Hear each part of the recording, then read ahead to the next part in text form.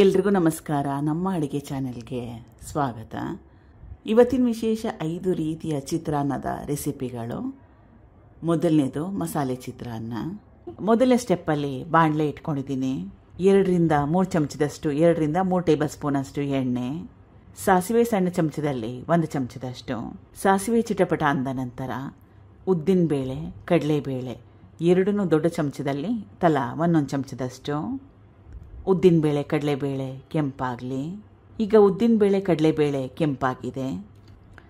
ಇದು ಕರಿಬೇವಿನ ಸೊಪ್ಪು, ಒಣಮೆಣಸಿನಕಾಯಿ, ಇದು ಕಟ್ ಮಾಡಿ ಇಟ್ಕೊಂಡಿರೋ ಕ್ಯಾಪ್ಸಿಕಮ್ ಅಥವಾ ದೊಡ್ಡ ಮೆಣಸಿನಕಾಯಿ. ಸ್ವಲ್ಪ ದೊಡ್ಡದಾಗಿ ಕಟ್ ಮಾಡಿಕೊಂಡ್ರು ಕೂಡ ಪರವಾಗಿಲ್ಲ, ಚೆನ್ನಾಗಿರುತ್ತೆ. ಅಥವಾ ನಿಮ್ಗೆ ಯಾವ ರೀತಿ ಇಷ್ಟ ಆ ರೀತಿಯಾಗಿ ಕಟ್ ಮಾಡ್ಕೊಳ್ಳಿ. 3 ದೊಡ್ಡ ಕ್ಯಾಪ್ಸಿಕಮ್ನ ಉಪಯೋಗ ಮಾಡಿದ್ದೆ. ಹಸಿ ಬಟಾಣಿ ಸುಮಾರು 1/4 kg ಅಷ್ಟು. ಕಟ್ ಮಾಡಿ ಇಟ್ಕೊಂಡಿರೋ 1 ಮೀಡಿಯಮ್ ಸೈಜ್ ಟೊಮ್ಯಾಟೊ, ಸ್ವಲ್ಪ ಅರಿಶಿನ. ಈಗ ಕ್ಯಾಪ್ಸಿಕಮ್, ಹಸಿ ಬಟಾಣಿ, ಟೊಮೆಟೊ ಎಲ್ಲ ಮೆತ್ತಗಾಗೋವರೆಗೂ ಬೇಯಿಸ್ಕೋಬೇಕು. ಎಲ್ಲ ಪದಾರ್ಥಗಳು ಬೇಗ ಬೆಂದೋಗುತ್ತೆ. ಮೀಡಿಯಂ ಫ್ಲೇಮ್ನಲ್ಲಿ 5 ನಿಮಿಷ ಬೇಯಿಸ್ಕೊಂಡ್ರೆ ಸಾಕಾಗುತ್ತೆ. ಸುಮಾರು 5 ನಿಮಿಷ ಆದಮೇಲೆ ದೊಡ್ಡ ಮೆಣಸಿನಕಾಯಿ, ಹಸಿ ಬಟಾಣಿ ಎಲ್ಲ ಚೆನ್ನಾಗಿ ಬೆಂದಿದೆ.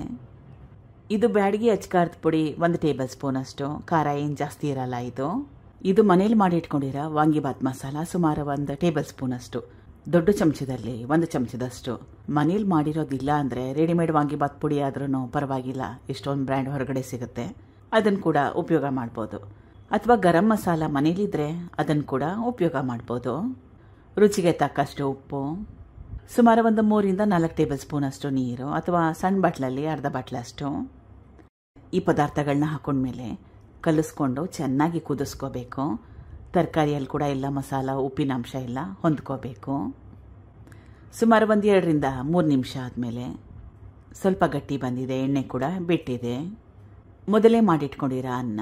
ರೈಸ್ ರೆಸಿಪಿ ಇದ್ದರೆ ಅನ್ನನ ಉದುರುದ್ರಾಗಿ ಮಾಡಿಕೊಂಡ್ರೆ ಚೆನ್ನಾಗಿರುತ್ತೆ. ಲಿಂಬೆ ರಸ, ಯಾರಿಗೆ ಲಿಂಬೆ ರಸ ಹಾಕೊಳ್ಳೋದು ಇಷ್ಟ ಇಲ್ಲ ಅಂದರೆ ಹುಣಸೆ ರಸನ ಕೂಡ ಉಪಯೋಗ ಮಾಡ್ಬೋದು. ಹುಣಸೆ ರಸನ ಉಪಯೋಗ ಮಾಡಿದ್ರೆ ಉಪ್ಪೆಲ್ಲ ಹಾಕೊಂಡ್ವಲ್ಲ, ಮಸಾಲ ಹಾಕೊಂಡು ಉಪ್ಪು ಹಾಕೊಂಡ್ವಲ್ಲ, ಆವಾಗಲೇ ಹುಣಸೆ ರಸನ ಹಾಕ್ಕೊಂಡು ಕುದಿಸ್ಕೋಬೇಕಾಗತ್ತೆ. ಕಲಿಸ್ಕೋಬೇಕು.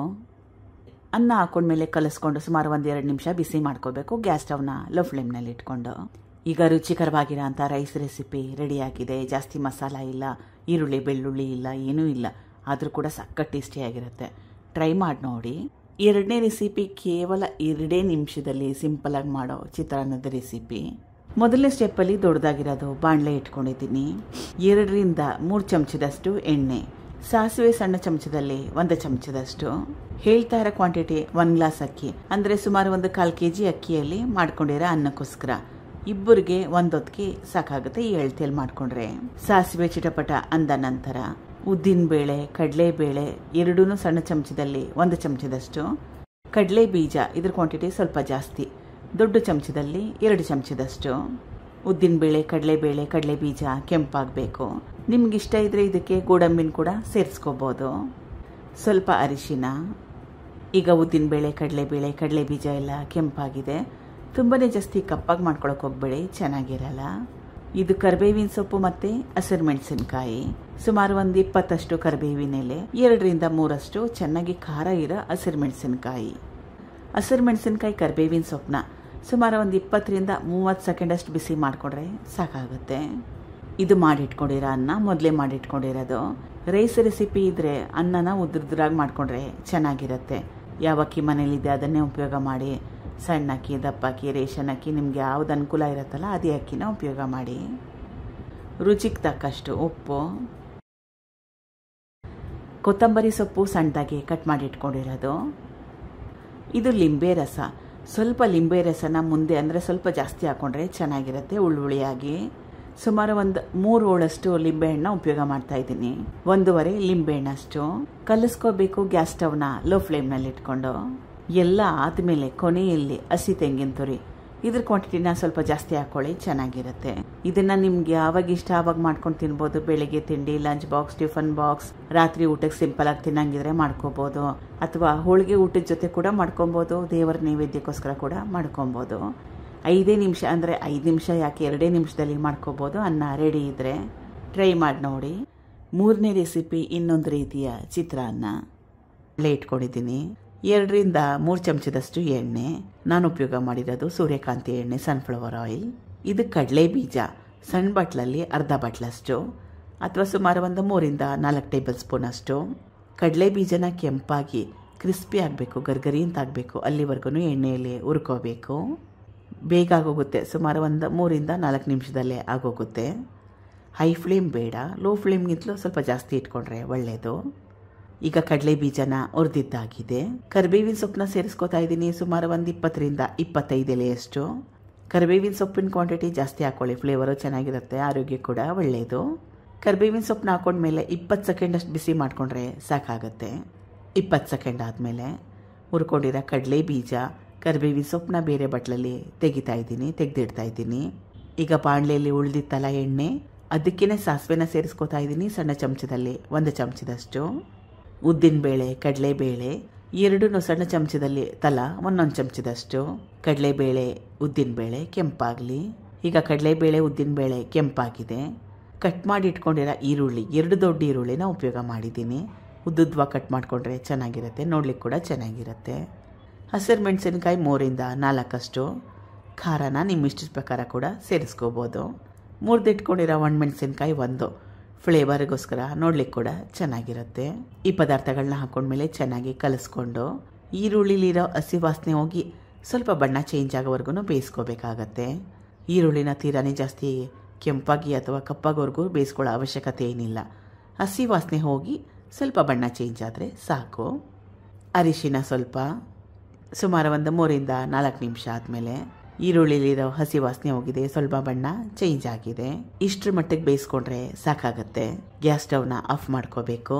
ಇದು ಮೊದಲೇ ಮಾಡಿ ಇಟ್ಕೊಂಡಿರೋ ಅನ್ನ, 1/4 kg ಅಕ್ಕಿಯಲ್ಲಿ ಮಾಡ್ಕೊಂಡಿದ್ದೆ ಅನ್ನನ. ಹೇಳಿರೋ ಕ್ವಾಂಟಿಟಿಯಲ್ಲಿ ಮಾಡಿಕೊಂಡ್ರೆ ಇಬ್ಬರಿಗೆ ಒಂದೊತ್ತಿಗೆ ಸಾಕಾಗತ್ತೆ.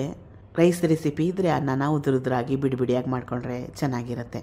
ಯಾವ ಅಕ್ಕಿ ಆದರೂ ಪರವಾಗಿಲ್ಲ, ರೇಷನ್ ಅಕ್ಕಿ, ದಪ್ಪಕ್ಕಿ, ಸಣ್ಣ ಅಕ್ಕಿ ಯಾವುದಾದ್ರೂ ಪರವಾಗಿಲ್ಲ. ಈರುಳ್ಳಿ ಒಗ್ಗರಣೆ ಹಾಕ್ಕೊಂಡಿದ್ನಲ್ಲ ಅದು, ಇದು ಸಪ್ರೇಟಾಗಿ ಎಣ್ಣೆಯಲ್ಲಿ ಹುರಿದಿಟ್ಕೊಂಡಿದ್ನಲ್ಲ ಕಡಲೆ ಬೀಜ, ಕರಿಬೇವಿನ ಸೊಪ್ಪು, ಅದು.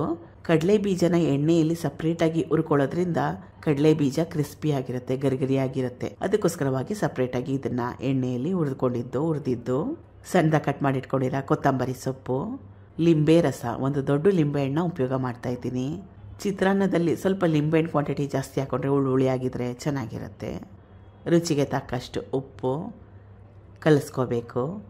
ಸೌಟಲ್ಲಾದರೂ ಕಲಿಸ್ಕೊಳ್ಳಿ, ಕೈಯಲ್ಲಾದರೂ ಕಲಿಸ್ಕೊಳ್ಳಿ, ನಿಮ್ಗೆ ಯಾವ ರೀತಿ ಇಷ್ಟ ಆ ರೀತಿ. ಇಷ್ಟ ಇದ್ದರೆ ನಿಮಗೆ ಇದಕ್ಕೆ ಸ್ವಲ್ಪ ತೆಂಗಿನ ತುರಿನ ಕೂಡ ಸೇರಿಸ್ಕೋಬೋದು. ಈಗ ರುಚಿಕರವಾಗಿರೋ ಚಿತ್ರಾನ್ನ ಅಥವಾ ಈರುಳ್ಳಿ ಚಿತ್ರಾನ್ನ, ಎಲ್ಲರ ಫೇವ್ರೇಟ್ ಕೂಡ ಈ ರೆಸಿಪಿ ರೆಡಿಯಾಗಿದೆ. ಟ್ರೈ ಮಾಡಿ ನೋಡಿ. 4ನೇ ರೆಸಿಪಿ ಒಗ್ಗರಣೆ ಅನ್ನ. ಮೊದಲನೇ ಸ್ಟೆಪ್ಪಲ್ಲಿ ಬಾಣಲೆ ಇಟ್ಕೊಂಡಿದ್ದೀನಿ. 2-3 ಚಮಚದಷ್ಟು ಎಣ್ಣೆ, ಸಾಸಿವೆ ಸಣ್ಣ ಚಮಚದಲ್ಲಿ 1 ಚಮಚದಷ್ಟು. ಸಾಸಿವೆ ಚಿಟಪಟ ಅಂದ ನಂತರ ಕಡಲೆಬೇಳೆ, ಉದ್ದಿನಬೇಳೆ ಎರಡೂ ಸಣ್ಣ ಚಮಚದಲ್ಲಿ ತಲಾ 1 ಚಮಚದಷ್ಟು. ಕಡಲೆ ಬೀಜ 1 ಟೇಬಲ್ ಸ್ಪೂನ್ ಅಷ್ಟು, ದೊಡ್ಡ ಚಮಚದಲ್ಲಿ 1 ಚಮಚದಷ್ಟು. ಕಡಲೆಬೇಳೆ, ಕಡಲೆ ಬೀಜ ಕೆಂಪಾಗಬೇಕು. ತೀರನೇ ಕಪ್ಪಾಗಿ ಮಾಡ್ಕೊಳಕ್ಕೆ ಹೋಗ್ಬೇಡಿ, ಚೆನ್ನಾಗಿರಲ್ಲ. ಕೆಂಪಾಗಿ ಸ್ವಲ್ಪ ಕ್ರಿಸ್ಪಿ ಆಗೋವರೆಗೂ ಹುರಿದ್ರೆ ಸಾಕಾಗುತ್ತೆ. ಈಗ ಕಡಲೆ ಬೀಜ, ಕಡಲೆಬೇಳೆ, ಉದ್ದಿನಬೇಳೆ ಕೆಂಪಾಗಿದೆ. ಕೆಂಪಾಗಿ ಮಾಡ್ಕೋಬೇಕು, ಕಪ್ಪಾಗಿ ಮಾಡ್ಕೊಳ್ಳೋ ಅವಶ್ಯಕತೆ ಇಲ್ಲ. ಇದು ಕರಿಬೇವಿನ ಸೊಪ್ಪು, ಒಣಮೆಣಸಿನಕಾಯಿ, ಹಸಿರು ಮೆಣಸಿನಕಾಯಿ, ಇದು ಹಸಿ ತೆಂಗಿನ ತುರಿ. ಮೀಡಿಯಂ ಸೈಜ್ ತೆಂಗಿನಕಾಯಲ್ಲಿ ಅರ್ಧ ಹೋಳಷ್ಟನ್ನ ತುರಿದು ಸೇರಿಸ್ಕೋತಾ ಇದ್ದೀನಿ. ಈ ಪದಾರ್ಥಗಳನ್ನ ಹಾಕೊಂಡ್ಮೇಲೆ ಗ್ಯಾಸ್ ಸ್ಟವ್ನ ಲೋ ಫ್ಲೇಮ್ನಲ್ಲಿ ಇಟ್ಕೊಂಡು ಸುಮಾರು 30-40 ಸೆಕೆಂಡ್ವರೆಗೂ ಬಿಸಿ ಮಾಡಿಕೊಂಡ್ರೆ ಸಾಕಾಗತ್ತೆ. ಸ್ವಲ್ಪ ತೆಂಗಿನ ತುರಿನ ಬಿಸಿ ಮಾಡಿಕೊಂಡ್ರೆ ಬೇಗ ಹಾಳಾಗೋದಿಲ್ಲ, ಹಳಸೋಗೋದಿಲ್ಲ. ಇದಕ್ಕೆ ಅನ್ನ ಸೇರಿಸ್ಕೊತಾ ಇದ್ದೀನಿ, ಮೊದಲೇ ಮಾಡಿಟ್ಕೊಂಡಿರೋ ಅನ್ನ. ರೈಸ್ ರೆಸಿಪಿ ಇದ್ದರೆ ಉದುರಾಗಿ ಮಾಡಿಕೊಂಡ್ರೆ ಚೆನ್ನಾಗಿರುತ್ತೆ. ಯಾವ ಅಕ್ಕಿ ಆದರೂ ಪರವಾಗಿಲ್ಲ, ದಪ್ಪಕ್ಕಿ, ದೋಸೆ ಅಕ್ಕಿ ಯಾವುದಿದೆ ನಿಮ್ಮ ಮನೇಲಿ ಅದನ್ನೇ ಉಪಯೋಗ ಮಾಡಿ. ರುಚಿಗೆ ತಕ್ಕಷ್ಟು ಉಪ್ಪನ್ನ ಹಾಕೊಂಡ್ಮೇಲೆ ಚೆನ್ನಾಗಿ ಕಲಿಸ್ಕೋಬೇಕು. ಅನ್ನ ಹಾಕೊಂಡ್ಮೇಲೆ ಗ್ಯಾಸ್ ಸ್ಟವ್ನ ಲೋ ಫ್ಲೇಮ್ನಲ್ಲಿ ಇಟ್ಕೊಂಡು 2 ನಿಮಿಷ ಬಿಸಿ ಮಾಡಿಕೊಂಡ್ರೆ ಸಾಕಾಗುತ್ತೆ. ಇದಕ್ಕೆ ನಿಮ್ಗೆ ಇಷ್ಟ ಇದ್ದರೆ, ಹುಳಿ ಅಂಶ ಬೇಕಂತ ಅನಿಸಿದ್ರೆ ಸ್ವಲ್ಪ ಲಿಂಬೆಹಣ್ಣ ಉಪಯೋಗ ಮಾಡ್ಬೋದು, ಅರಿಶಿನ ಕೂಡ ಉಪಯೋಗ ಮಾಡ್ಬೋದು. ಟ್ರೈ ಮಾಡಿ ನೋಡಿ, ಸಕ್ಕ ಟೇಸ್ಟಿಯಾಗಿರುತ್ತೆ. ಬೇಗ ಕೂಡ ಮಾಡ್ಕೋಬೋದು, ಜಾಸ್ತಿ ಕೆಲಸ ಇಲ್ಲ, ತರಕಾರಿ ಕೂಡ ಬೇಕಾಗಿಲ್ಲ. ಇದು ಕೊನೆ ರೆಸಿಪಿ, ಇದು ಕೂಡ ಅತ್ಯಂತ ರುಚಿಕರ. ಮೊದಲನೇ ಸ್ಟೆಪ್ಪಲ್ಲೇ ರುಬ್ಕೋಬೇಕು. ಹಸಿ ತೆಂಗಿನ ತುರಿ ಸಣ್ಣ ಬಟ್ಲಲ್ಲಿ 1 ಬಟ್ಲಷ್ಟು, ಅಥವಾ ಸುಮಾರು ಒಂದು 3-4 ಟೇಬಲ್ ಸ್ಪೂನ್ ಅಷ್ಟು. ಹಸಿರು ಮೆಣಸಿನಕಾಯಿ 3, ಖಾರನ ನಿಮ್ಮ ಇಷ್ಟದ ಪ್ರಕಾರ ಕೂಡ ಸೇರಿಸ್ಕೋಬೋದು. ಸ್ವಲ್ಪ ಪುದೀನ ಮತ್ತು ಕೊತ್ತಂಬರಿ ಸೊಪ್ಪು, ಲವಂಗ 2, 1 ಏಲಕ್ಕಿ, ಸ್ವಲ್ಪ ಚಕ್ಕೆ, ಸಣ್ಣ ಬಟ್ಲಲ್ಲಿ ಅರ್ಧ ಬಟ್ಲಷ್ಟು ನೀರು, ಚೆನ್ನಾಗಿ ನುಣ್ಣಗೆ ರುಬ್ಕೋಬೇಕು. ರುಬ್ಕೊಂಡಿದ್ದಾಗಿದೆ. ಬಾಣಲೆ ಇಟ್ಕೊಂಡಿದ್ದೀನಿ. 2-3 ಚಮಚದಷ್ಟು ಎಣ್ಣೆ, ಸಣ್ಣ ಚಮಚದಲ್ಲಿ 1 ಚಮಚದಷ್ಟು ಸಾಸಿವೆ ಚಿಟಪಟ ಅಂದ ನಂತರ ಉದ್ದಿನಬೇಳೆ, ಕಡಲೆಬೇಳೆ 2 ತಲಾ 1 ಚಮಚದಷ್ಟು, ಕಡಲೆ ಬೀಜ 2 ಚಮಚದಷ್ಟು, ದೊಡ್ಡ ಚಮಚದಲ್ಲಿ 2 ಚಮಚದಷ್ಟು. ಉದ್ದಿನಬೇಳೆ, ಕಡಲೆ ಬೀಜ ಕೆಂಪಾಗಲಿ. ಈಗ ಕಡಲೆ ಬೀಜ, ಕಡಲೆಬೇಳೆ ಎಲ್ಲ ಕೆಂಪಾಗಿದೆ. ತುಂಬ ಜಾಸ್ತಿ ಕಪ್ಪಾಗಿ ಮಾಡ್ಕೊಳಕ್ಕೆ ಹೋಗ್ಬೇಡಿ. ಕೆಂಪಾಗಬೇಕು, ಕ್ರಿಸ್ಪಿ ಆಗಬೇಕು, ಗರ್ಗರಿ ಅಂತ ಆಗಬೇಕು. ಅಲ್ಲಿವರೆಗೂ ಹುರ್ಕೊಂಡ್ರೆ ಸಾಕಾಗುತ್ತೆ. ಒಣಮೆಣಸಿನ್ಕಾಯಿ, ಕರಿಬೇವಿನ ಸೊಪ್ಪು, ಸ್ವಲ್ಪ ಅರಿಶಿನ, ಮಸಾಲ ರುಬ್ಕೊಂಡಿದ್ನಲ್ಲ ಅದು, ರುಚಿಗೆ ತಕ್ಕಷ್ಟು ಉಪ್ಪು. ಗ್ಯಾಸ್ ಸ್ಟವ್ನ ಲೋ ಫ್ಲೇಮ್ನಲ್ಲಿ ಇಟ್ಕೊಂಡು ಸುಮಾರು 1-2 ನಿಮಿಷ ಬೇಯಿಸ್ಕೋಬೇಕು. ಸ್ವಲ್ಪ ಗಟ್ಟಿ ಬರಲಿ, ಎಣ್ಣೆ ಕೂಡ ಬಿಡಬೇಕು. ರುಬ್ಕೊಂಡಿರೋ ಮಸಾಲ ಗಟ್ಟಿ ಬಂದಿದೆ, ಎಣ್ಣೆ ಕೂಡ ಸ್ವಲ್ಪ ಮಟ್ಟಕ್ಕಷ್ಟು ಬಿಟ್ಟಿದೆ. 2 ನಿಮಿಷ ಗ್ಯಾಸ್ ಸ್ಟವ್ನ ಲೋ ಫ್ಲೇಮ್ನಲ್ಲಿ ಇಟ್ಕೊಂಡು ಬೇಯಿಸ್ಕೊಂಡ್ರೆ ಸಾಕಾಗುತ್ತೆ. ಮೊದಲೇ ಮಾಡಿಟ್ಕೊಂಡಿರೋ ಅನ್ನ. ರೈಸ್ ರೆಸಿಪಿಗೆ ಅನ್ನ ಉದುರುದ್ರಾಗಿ ಮಾಡ್ಕೊಂಡ್ರೆ ಚೆನ್ನಾಗಿರುತ್ತೆ. ಲಿಂಬೆ ರಸ, ದೊಡ್ಡ ಲಿಂಬೆಹಣ್ಣಲ್ಲಿ ಅರ್ಧ ಹೋಳಷ್ಟನ್ನ ಉಪಯೋಗ ಮಾಡ್ತಾ ಇದ್ದೀನಿ. ಕಲಿಸ್ಕೋಬೇಕು ಚೆನ್ನಾಗಿ. ಅನ್ನ ಹಾಕೊಂಡ್ಮೇಲೆ ಕಲಿಸ್ಕೊಂಡು 2 ನಿಮಿಷ ಬಿಸಿ ಮಾಡ್ಕೋಬೇಕು. ಗ್ಯಾಸ್ ಸ್ಟವ್ನ ಲೋ ಫ್ಲೇಮ್ನಲ್ಲಿ ಇಟ್ಕೊಂಡು ಮಸಾಲೆ ಎಲ್ಲ ಅನ್ನದೊಳಗಡೆ ಚೆನ್ನಾಗಿ ಹೊಂದ್ಕೋಬೇಕು. ಅದಕ್ಕೋಸ್ಕರ 2 ನಿಮಿಷ ಆದಮೇಲೆ ರುಚಿಕರವಾಗಿರೋ ಹಸಿರು ಮೆಣಸಿನ್ಕಾಯಿ ಹಸಿ ಮಸಾಲ ಚಿತ್ರಾನ್ನ ರೆಡಿಯಾಗಿದೆ. ಟ್ರೈ ಮಾಡಿ ನೋಡಿ. ಮೊದಲೇ ಹೇಳ್ದಂಗೆ ಒಂದೇ ಥರ ಚಿತ್ರಾನ್ನ ಮಾಡಿ ತಿಂದು ಬೇಸರ ಆಗಿದ್ದರೆ ಇದು ಸ್ವಲ್ಪ ಚೇಂಜ್ ಇರುತ್ತೆ, ಚೆನ್ನಾಗಿ ಕೂಡ ಇರುತ್ತೆ. Thank you for watching. ಧನ್ಯವಾದಗಳು.